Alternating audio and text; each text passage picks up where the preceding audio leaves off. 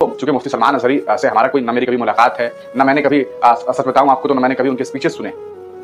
इस केस से पहले आज तक मैंने नहीं सुने उनके मामलात को। मैंने देखा, चूंकि मैं एज ए पत्रकार, एज ए जर्नलिस्ट और कह सकता है एक पत्रकारिता का छात्र होने के नाते मैंने उनके कई सारे मामलात को पूर्व में एक केस स्टडी के तौर पर देखा। जैसे उनका नरसिंहानंद गिरी का मामला था, उस बीच में उनके मामलात को हमने देखा था। फिर उसके बाद उनके और कुछ मामलात जब होते रहे उनके ऊपर, जब कह सकते हैं जब वो मीडिया में जब खबरों में आए तब हमने उस मामले को देखा। वरना मैं बहुत कम उन्हें सुना हूं और ना मैंने कभी बहुत ज्यादा उन्हें नहीं सुना था। लेकिन चूंकि उनके ऊपर ये मामला था और ये मामला इस तरह से हमने देखा कि भाई एक कह सकते हैं सीधे तौर पर मुस्लिम समाज के धर्मगुरु हैं और काफी चर्चित नाम है, और उनके ऊपर इतना बड़ा मामला अगर अस्सलाम वालेकुम प्यारे दोस्तों, बुजुर्गों, हमारी माँ बहनों, उम्मीद करता हूँ इंशाअल्लाह आप सब खैरियत से होंगे। अल्लाह की बारगाह में यही दुआ करता हूँ अल्लाह आप सबको हमेशा खुश रखे। मैं आपका भाई मोहम्मद इफरान आज मुफ्ती सलमान अजहरी साहब की रिहाई के ताल्लुक से एक और नई खबर लेकर हाजिर आया हूं। वो खबर क्या है आज इस वीडियो में सुनेंगे कमरान भाई की जुबानी। तो आपसे गुजारिश है दोस्तों, इस वीडियो को एंड तक देखें और मुकम्मल जानकारी लेकर जाएं मुफ्ती सलमान अजहरी साहब के ताल्लुक से। तो अब आप सबका टाइम न लेते हुए इस वीडियो को शुरू करते हैं। दोस्तों,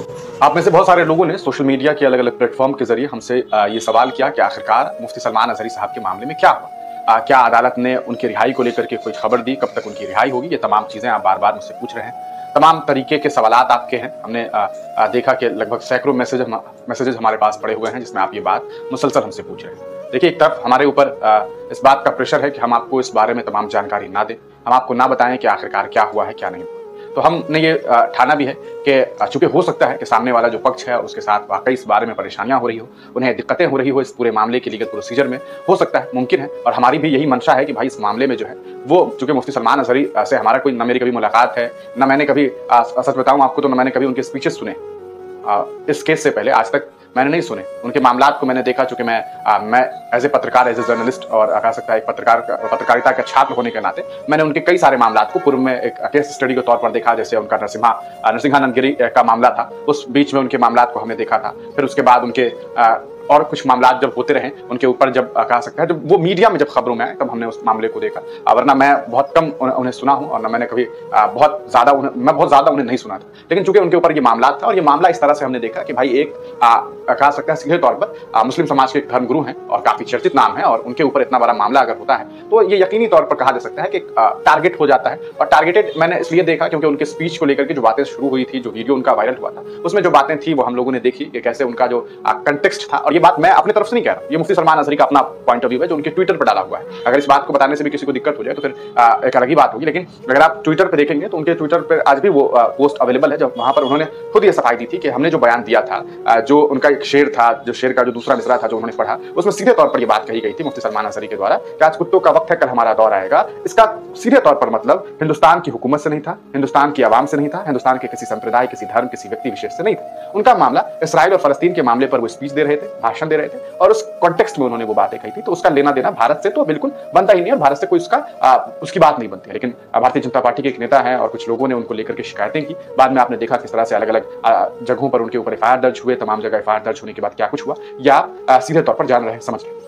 अब खैर इस पूरे मामले में वो गुजरात हाईकोर्ट पहुंचे। गुजरात हाईकोर्ट में उन्हें कहीं से रिहाई नहीं मिल पाई। 3 जगह से उन्हें जिला कोर्ट ने बेल तो दिया था, बाद में उनके ऊपर पासा लग गया। पासा के बाद वो भी हाईकोर्ट में थे। हाईकोर्ट से उनका मामला सुप्रीम कोर्ट पहुंचा। सुप्रीम कोर्ट में उनको लेकर के सुनवाइयां चल रही। अगर आप बहुत जानकारी उनके बारे में एकत्रित करना चाहते हैं तो आप सुप्रीम कोर्ट की वेबसाइट से उनके बारे में जो है अधिक जानकारी ले सकते हैं कि क्या कुछ चल रहा है क्या नहीं चल रहा है। खैर अभी बात करेंगे उनकी रिहाई को लेकर के, कोई खबर को लेकर के। हमने पिछले वीडियो में आपको ये बताया था कि उनको लेकर के एक सुनवाई होनी थी, सुनवाई हुई भी, और होने के बाद उनकी रिहाई को लेकर के कोई खबर अभी तक सामने नहीं आई। यानी कि अदालत ने उनकी रिहाई का ऐलान अभी भी नहीं किया है। उनका केस चल रहा है, वो केस अभी चलता रहेगा, एक लीगल प्रोसीजर है और लीगली अब मामला चल रहे हैं तो लीगली प्रोसीजर चलता रहेगा। अब देखना यह है कि अदालत उन्हें कब तक रिहा करती है। अभी उन्हें फिर नई तारीख दी गई है, हो सकता है कि अगली तारीख फिर अगली तारीख दे दी जाए, फिर उसके बाद अगली तारीख दे दी जाए। ये कोई नई बात नहीं होगी, इससे पहले भी कई बार कई सारे लोगों के साथ इस तरह के मामला सामने आए हैं। मौलाना कमर गनी एक बड़े एग्जाम्पल है, आप जानते हैं, उनका भी मामला सुप्रीम कोर्ट में है। एक लंबे अरसे से उनको भी तारीख पर तारीख मिल रही है। हमें उम्मीद है तमाम उलेमाओं के लिए कि उनकी रिहाई हो, उनके लिए आसानी का मामला हो, चूंकि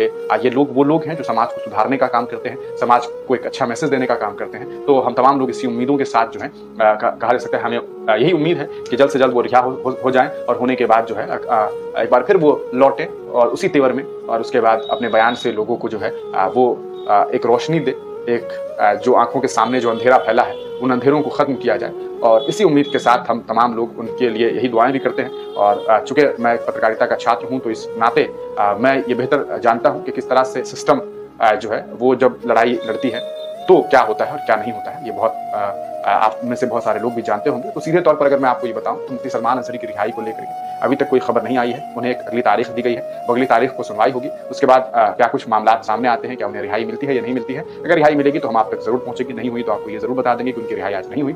जिस दिन भी रिहाई होगी उस दिन आपको इस बारे में तमाम सूचना दे देंगे। बस आप तमाम लोगों से मेरी छोटी सी अपील है, किसी भी तरह का अफवाह ना फैलाए, मुफ्ती सलमान अंसारी साहब के मामले में भी नहीं और किसी भी व्यक्ति विशेष के को लेकर के कभी भी कोई अफवाह ना फैलाए। अफवाह फैलाने का मतलब ये होता है कि आप झूठ बोल रहे हैं, झूठ फैला रहे हैं, और अगर आप झूठ फैलाते हैं, झूठ बोलते हैं तो ये कतई जायज़ नहीं हो सकता है और सही नहीं माना जाएगा। आगे इस पूरे मामले पर अगर आपको कोई बहुत डिटेल जानकारी चाहिए हो